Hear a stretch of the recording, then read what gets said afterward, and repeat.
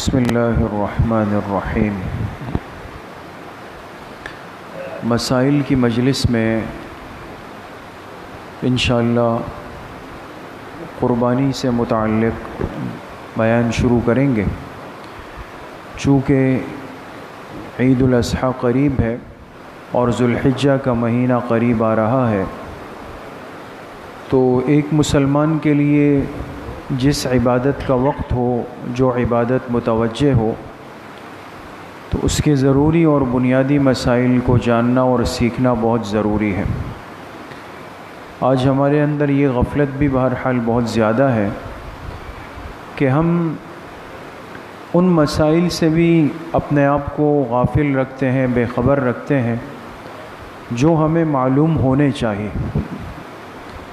بہت سارے موقع ایسے ہوتے ہیں کہ ہم بعد میں جا کے محسوس کرتے ہیں کہ شاید یہ چیز تو ضروری تھی، مجھ پر قربانی واجب تھی، زکوٰۃ فرض تھی، صدقہ فطر واجب تھا اور میں نے نہیں کیا، اب اس کا کیا ہوگا؟ تو اس لیے میرے عزیزوں، دوستوں، بزرگوں، کم از کم جتنے ساتھی بات سن رہے ہیں، ایک مزاج پیدا کریں اور نیت کریں کہ دین کا اس قدر علم ضرور اپنے پاس رکھیں کہ جس کی وجہ سے کوئی فرض یا واجب ذمے پر نہ آئے کہ اس کو لے کر ہم اپنے کندھوں پر دنیا سے چلے جائیں۔ تو چونکہ اسلامی سال کا 11واں مہینہ ختم ہو رہا ہے اور 12واں مہینہ جو ذوالحجہ کا ہے وہ شروع ہونے والا ہے، اور آپ جانتے ہیں کہ قربانی کا واجب عمل وہ ذوالحجہ کے مہینے میں ادا ہوتا ہے۔ کون کون سی تاریخ کو ادا ہوتا ہے؟ جی 10، 11 اور 12 اسلامی تاریخ، 10 ذی الحجہ، 11 ذی الحجہ اور 12 ذی الحجہ، یہ 3 دن اس امت کے لیے قربانی کے ہیں۔ دوسری بات یہ ہے کہ چونکہ یہ ایک بڑا محبوب اور قیمتی عمل ہے، اور اللہ پاک کے ایک جلیل القدر پیغمبر، اللہ کے خلیل حضرت ابراہیم علیہ السلام کی اس عظیم قربانی اور اتباع کی یاد میں کیا جاتا ہے۔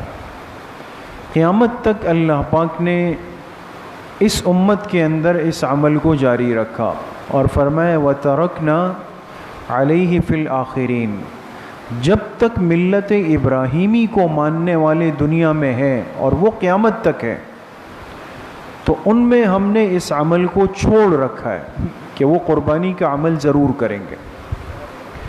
تو یہ اللہ پاک کو بہت ہی محبوب عمل ہے، اور جب یہ 3 دن قربانی کے آتے ہیں تو حدیث پاک میں جناب نبی کریم صلی اللہ علیہ وسلم نے ارشاد فرمایا کہ قربانی کے 3 دنوں میں اللہ پاک کو کوئی عمل اتنا محبوب نہیں ہوتا جتنا کہ اللہ کے لیے جانور کا خون بہانا، یہ اللہ پاک کو سب سے زیادہ محبوب ہو جاتا ہے یہ عمل۔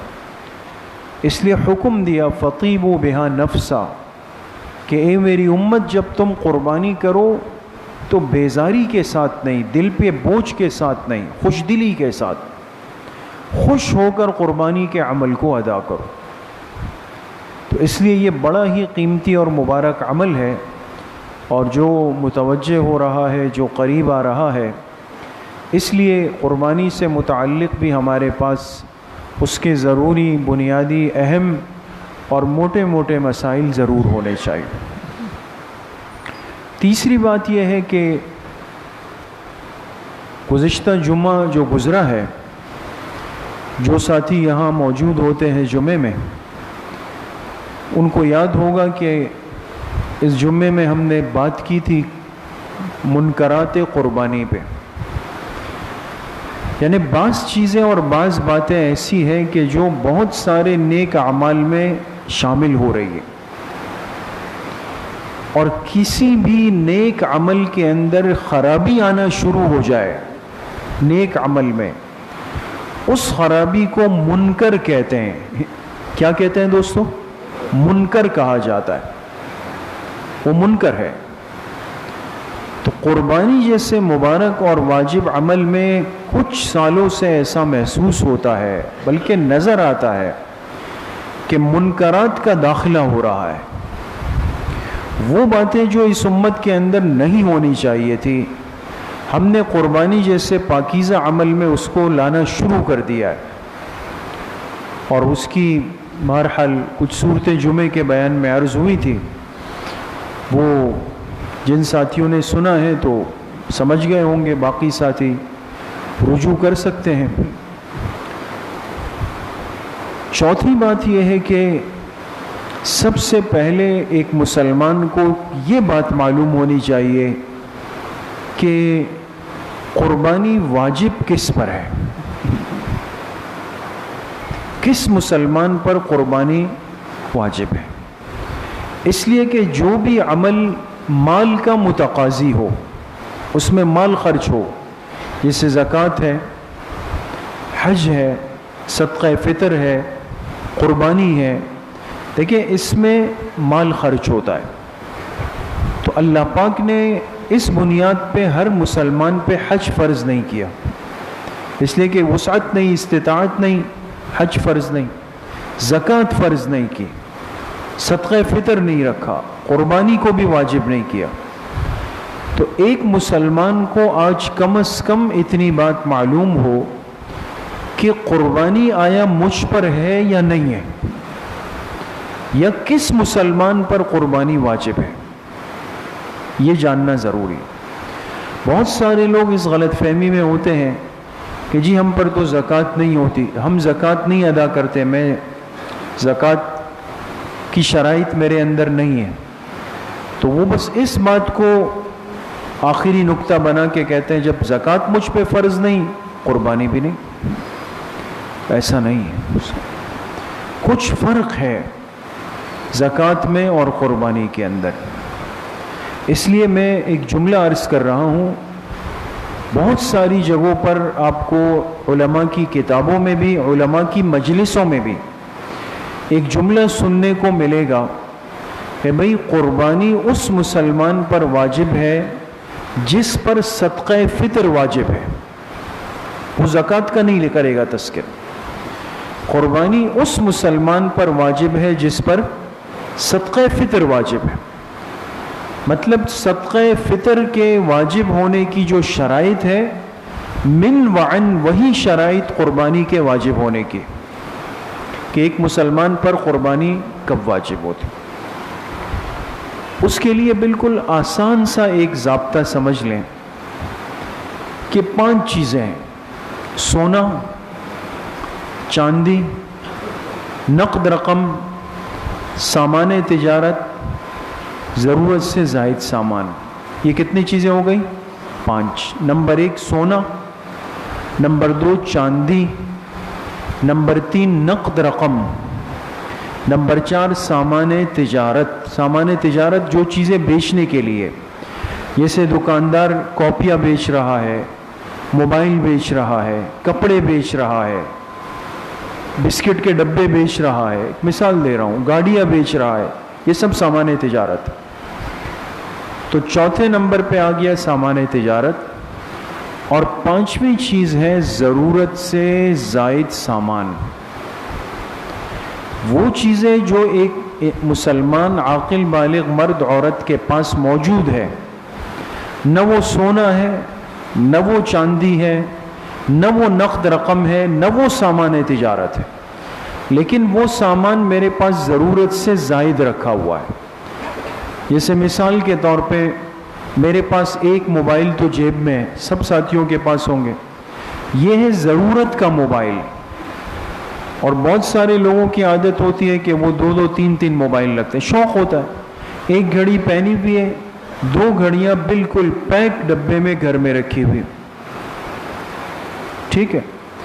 ایک گاڑی استعمال میں ہے اور ایک بالکل نئی گاڑی بلڈنگ کے پارکنگ میں کھڑی ہوئی ہے۔ ایک فریج گھر کے استعمال میں ہے، ایک فریج بالکل ڈبہ پیک گھر کے اندر کھڑا ہوا ہے۔ مستورات کے استعمال کے کپڑے ہیں، لیکن 10 سوٹ، 15 سوٹ، 20 سوٹ، 25 سوٹ بالکل پیک پلاسٹک کے اندر وہ نئے تازے الماری کے اندر رکھے ہوئے. یہ جتنی چیزیں میں نے مثال میں عرض کی یہ کیا ہے؟ ضرورت سے زائد سامان. اس کو بھی دیکھا جائے گا. تو ان پانچوں چیزوں میں سے کوئی ایک بھی ہو، چاہے پانچوں ہو، چاہے چار ہو، چاہے تین ہو، چاہے دو ہو، چاہے ایک ہو، اگر ان پانچوں میں سے کوئی ایک چیز ہو یا زیادہ ہو لیکن وہ 52.5 تولے چاندی کی مالیت کو پہنچ جائے، 52.5 تولے چاندی کی مالیت، ریٹ آپ معلوم کریں، اس لیے کہ سونے چاندی میں اتار چڑھاؤ آج کل بہت زیادہ ہے ڈالر کی وجہ سے. اب ایک مثال میں آپ کو دے رہا ہوں کہ آپ نے اپنے دوست کو فون کیا جو جیولرز ہیں، بھائی 52.5 تولے چاندی کے ریٹ کیا ہے آج کے؟ انہوں نے کہا کہ جی آج 75,000 روپے. 52.5 تولے چاندی کے ریٹ، مثال دے رہا ہوں دوستو، ایسا نہیں ہے کہ یہ ہوگا. انہوں نے کہا 75,000 روپے. تو آپ ایک مسئلہ سمجھ لیں کہ اب آپ نے جا کے فکر یہ کرنی ہے کہ آپ کے پاس 75,000 روپے ان 5 چیزوں میں سے کسی بھی شکل میں موجود ہے. اگر گھر کی مستورات کے پاس جو سونا ہے، سونا، تو چونکہ عام طور پہ مستورات کے پاس سونا بھی ہوتا ہے، کچھ پیسے بھی رکھے ہوتے ہیں ضرورت سے زائد، تو 52.5 تولے چاندی میں اس سونے کی مقدار معلوم کریں. بھئی کتنا سونا ہے؟ بھئی پتہ چلا 2 تولے کا سیٹ رکھا ہوا ہے، انگوٹھی ہے، بریسلٹ ہے، چوڑیاں ہے، فلاں. تو 1 تولہ تو کہاں تک چلا گیا؟ 1.5 لاکھ کی بات ہو رہی. تو وہ 75,000 سے اوپر ہے، قربانی واجب ہو گئی. یا اسی طریقے سے آپ نے گھر پہ آ کے جو نقد رقم پڑی ہوئی تھی ضرورت سے زائد رکھی ہوئی ہے، خرچہ وغیرہ نکال کے، اس کو جب گنا تو وہ 76,000 روپے نصاب ہو گیا پورا. یا اسی طریقے سے ضرورت سے زائد سامان ہے، آپ نے کہا یار میں نیا فریج خرید کر لایا تھا، ابھی استعمال کی نوبت نہیں آئی، خریدا تو 55,000 میں تھا، آپ جا کے مارکیٹ میں ویلیو پوچھی، انہوں نے کہا 80,000 میں ہم خرید لیں گے، نصاب پورا ہو گیا. تو ان 5 چیزوں میں سے کوئی ایک چیز بھی ہے عاقل بالغ مرد عورت کے پاس اور وہ پہنچ جائے کس کو؟ نصاب کو. اور نصاب کیا ہے؟ نصاب کیا ہے؟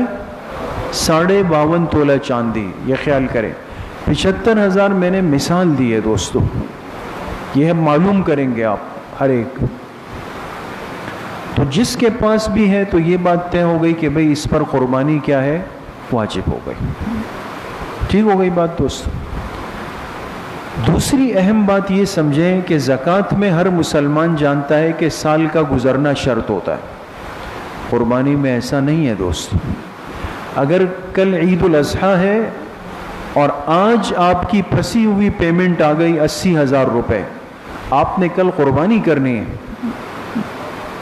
اس لیے فقہاء نے لکھا کہ عید کے تیسرے دن کی مغرب سے چند لمحے قبل بھی انسان اگر صاحب نصاب ہوا، تیسرے دن مغرب سے چند منٹ لمحے قبل بھی، اس پر قربانی واجب ہو گئی.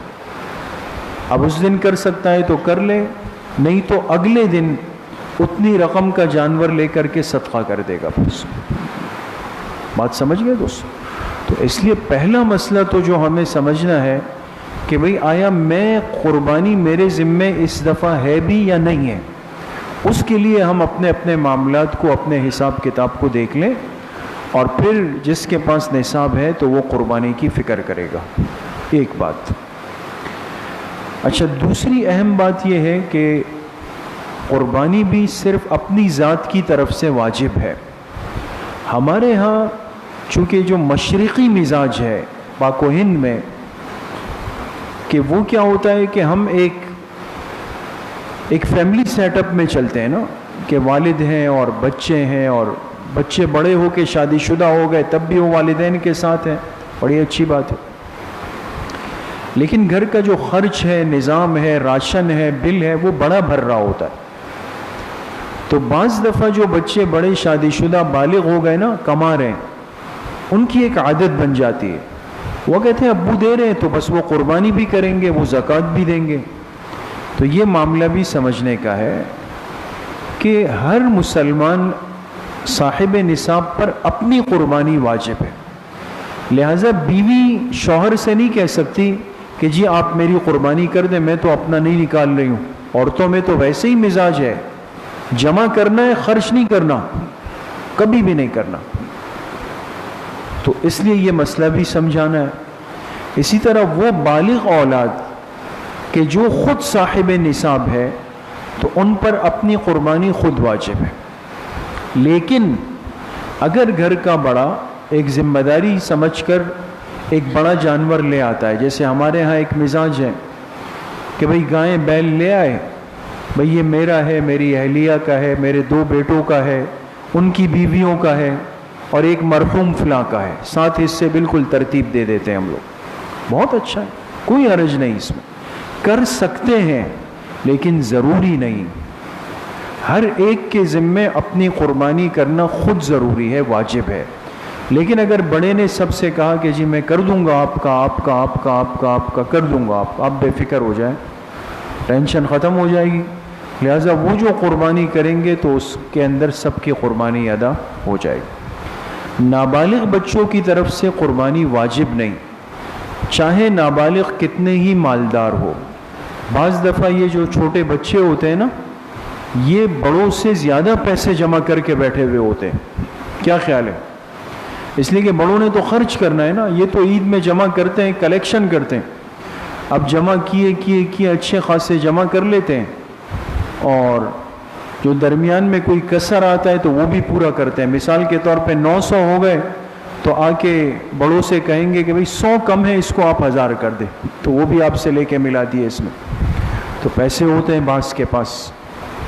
لیکن نابالغ پر قربانی نہیں ہے دوست، چاہے وہ مالدار بھی ہو، وہ لاکھوں روپے کے مالک ہو جائے، لیکن ان کے ذمے قربانی واجب نہیں.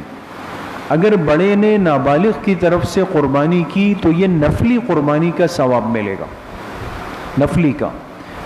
اس لیے کہتے ہیں بہتر یہ ہے کہ نابالغ کے بجائے مرحومین کو ترجیح دی جائے، ان کی طرف سے کی جائے تاکہ ان کو اس کا ثواب پہنچ جائے. تیسری اہم بات یہ ہے کہ قربانی کے جانور اللہ پاک نے مقرر فرمائے ہیں، یہ انسان کی طرف سے نہیں ہے. قربانی کے جانور مقرر ہے، یعنی اونٹ اس میں مذکر مؤنث دونوں شامل ہوں گے، نر اونٹ ہے یا اونٹنی ہے.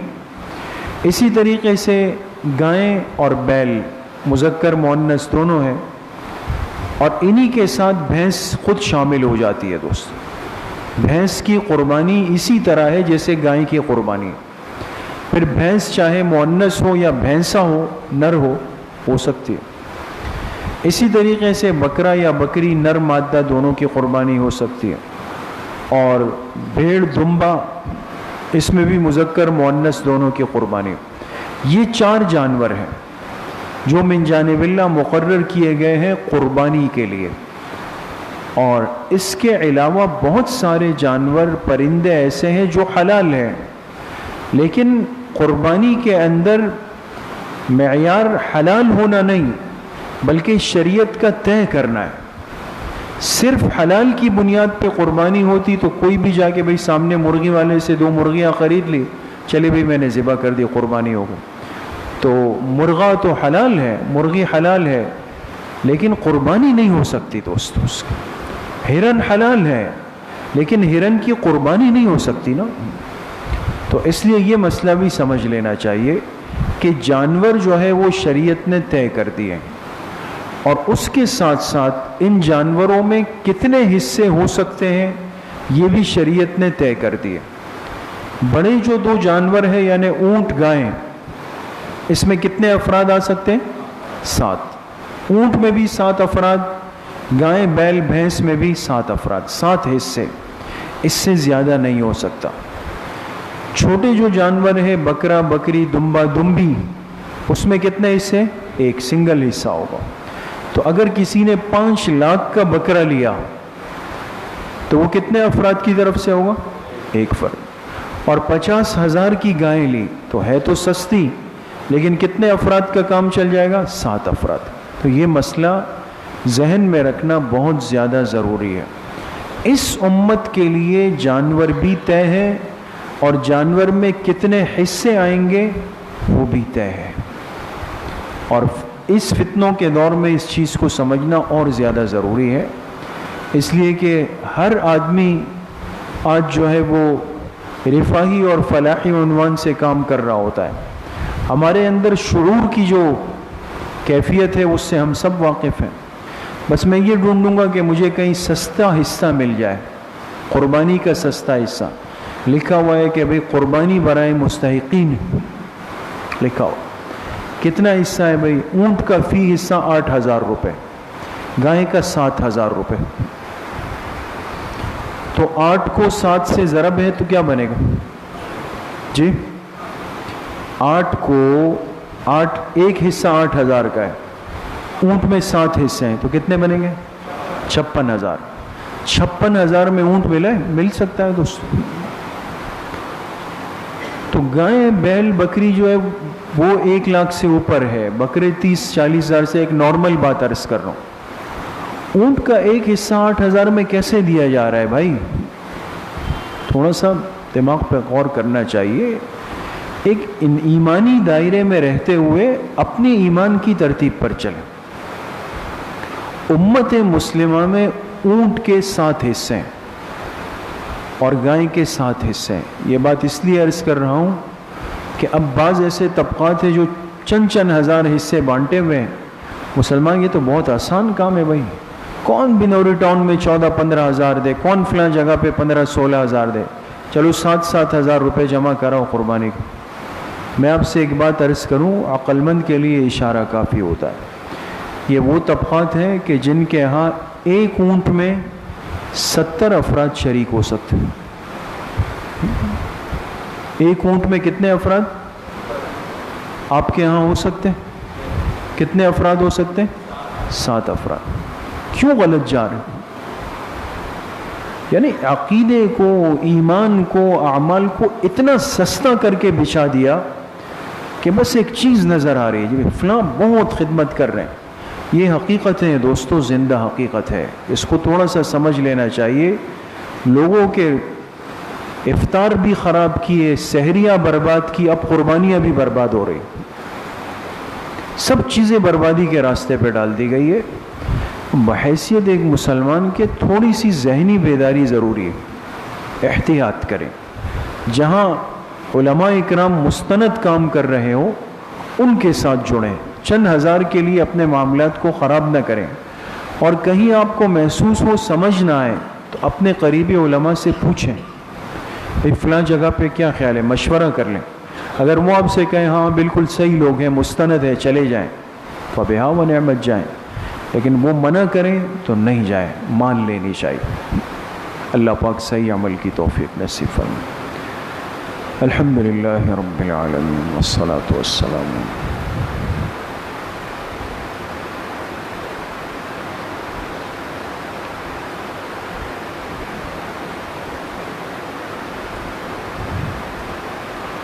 وصلی اللہ وسلم علی نبینا محمد وآلہ واصحابہ اجمعین برحمتہ.